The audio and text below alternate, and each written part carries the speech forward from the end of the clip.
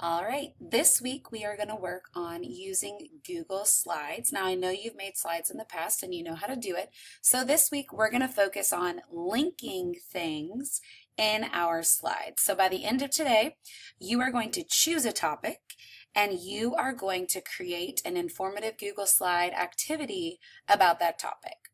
But first, I want to show you how to do it. So when you create a Google Slide, you can choose whatever theme you want. I truly don't care. Today I'm going to pick this one. Why not? All right. And your requirement today is to have a title page and at least 3 question pages. So the goal is to make it an interactive Google Slide. Let me show you an example that I did with the younger kids to get to know me. So when I click present, I will show you what it looks like. So basically when you link slides together, you can make a sort of interactive game. So I'm going to click the start button. I ask the little kids, how old am I? And then they could come up here and click the answer. So if they think I'm 19, they click it and it goes to the page that says nice try.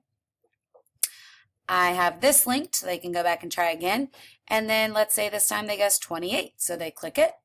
And they know they got it right, so they can move on to the next question. Who am I married to?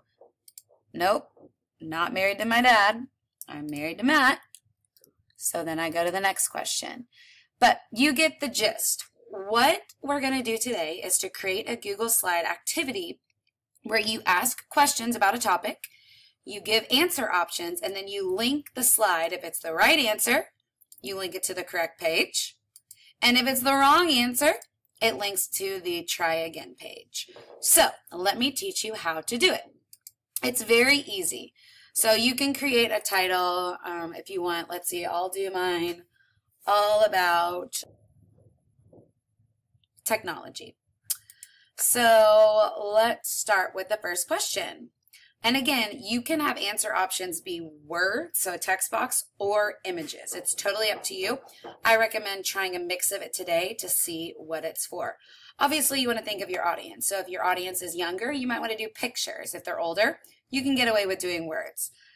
So which iPhone was just released by Apple? All right, now I'm going to delete this stuff and I am going to make text boxes as my answer options. My requirement today is that you must have at least 3 answer options for each question. So I'm going to change the font. Let's make it yellow. Let's say iPhone X. All right, you can make it centered. You can change the font. You can color the background. Totally up to you. All right, I'm going to click it, copy by doing Command C, and paste by doing Command V to do my next option. And let's say iPhone XS. And my last option is the iPhone X9.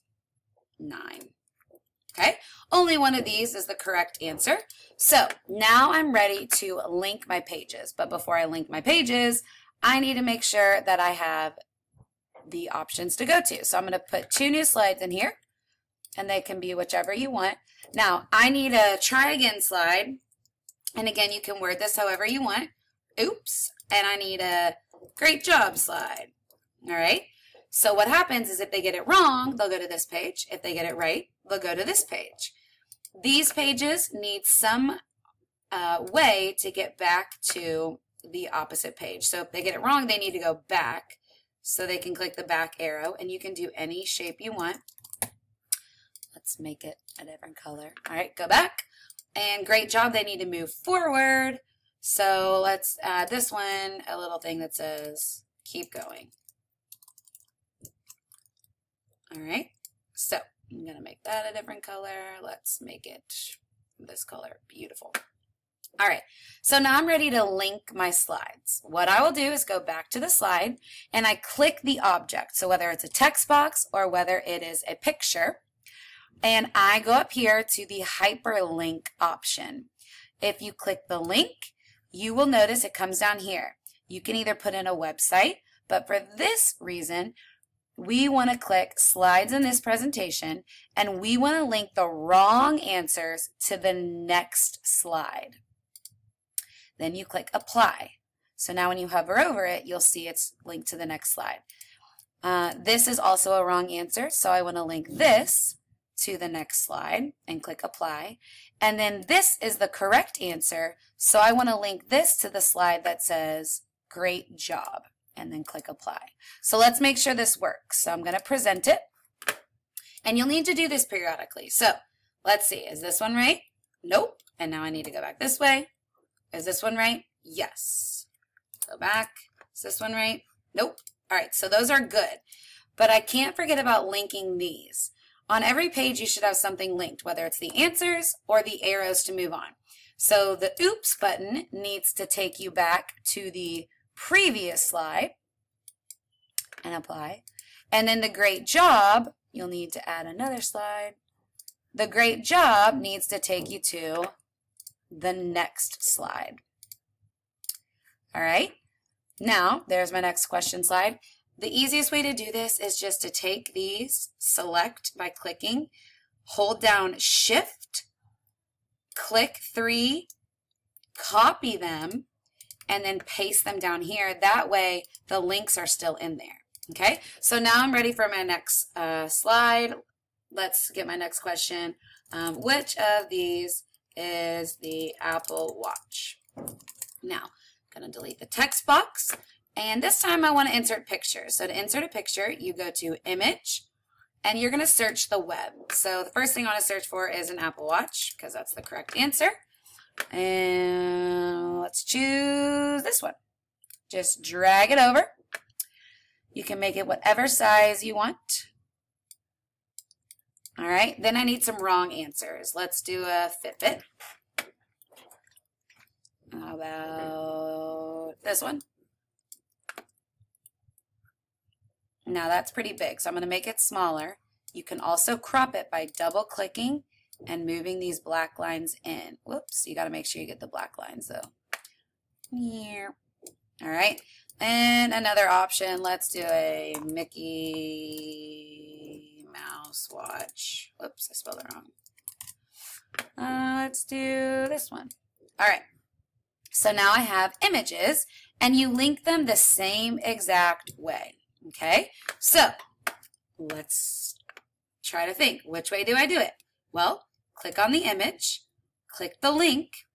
Now, you want this to go to slide 6. See how they have numbers? The great job slide, and apply. You want this to go to the next slide because it's wrong.